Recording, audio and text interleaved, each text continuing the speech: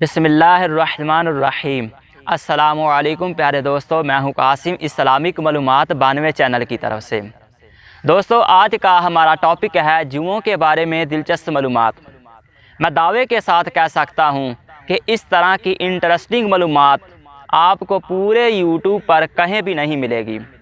دوستو، آج آپ اس ویڈیو میں جانیں گے کہ جوؤں کے ذریعے کیسے معلوم کیا جاتا ہے کہ حاملہ عورت کے پیٹ میں بچہ ہے یا بچی، اور اس کے علاوہ آپ یہ بھی اس ویڈیو میں جانیں گے کہ سر میں جوؤں کا خاتمہ کیسے کیا جائے۔ سب سے پہلے بات شروع کرتے ہیں کہ جوں کیسے پیدا ہوتی ہے۔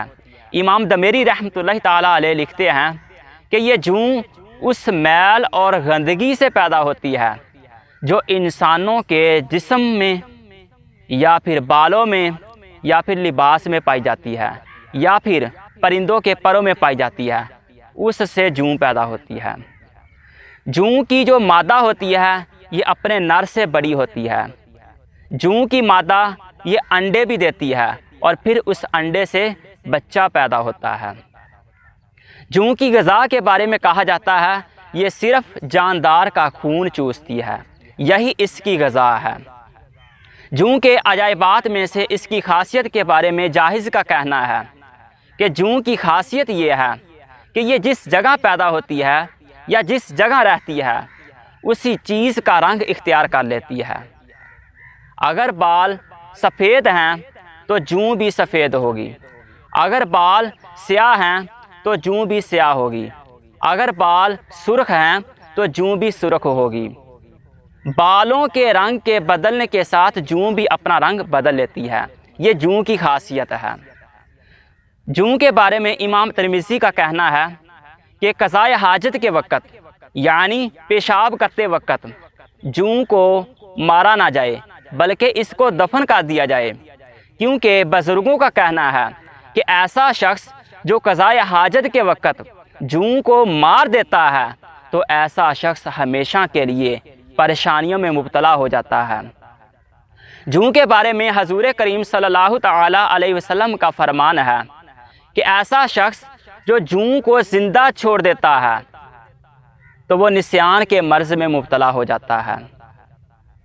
دوستو، جوؤں کے ذریعے پہلے کے لوگ کیسے تجربات سے معلوم کرتے تھے کہ حاملہ عورت کے پیٹ میں بچہ ہے یا بچی؟ امام دمیری رحمۃ اللہ تعالیٰ علیہ لکھتے ہیں کہ اگر کوئی آدمی یہ چاہے کہ حاملہ عورت کے پیٹ میں لڑکا ہے یا لڑکی تو اسے چاہیے ایک جوں کو اپنی ہتھیلی پر رکھے اور حاملہ عورت اپنا دودھ نکالے اور اس دودھ کا ایک قطرہ اس جوں پر ڈال دے۔ اگر جوں اس دودھ کے قطرے سے باہر نکل آئے تو سمجھ لیں کہ یہ حمل لڑکی کا ہے، اور اگر جوں اس دودھ کے قطرے سے باہر نہ نکل سکے تو سمجھ لیں کہ یہ حمل لڑکے کا ہے۔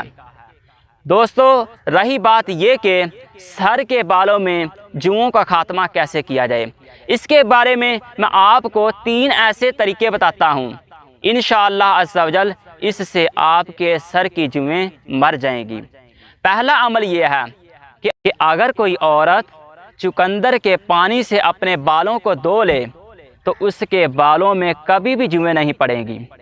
دوسرا عمل یہ ہے کہ اگر کوئی انسان سرکہ اور سمندر کے پانی سے اپنے بالوں کو دھو لے تو انشاءاللہ عز و جل اس کے بالوں میں ساری جوئیں مر جائیں گی۔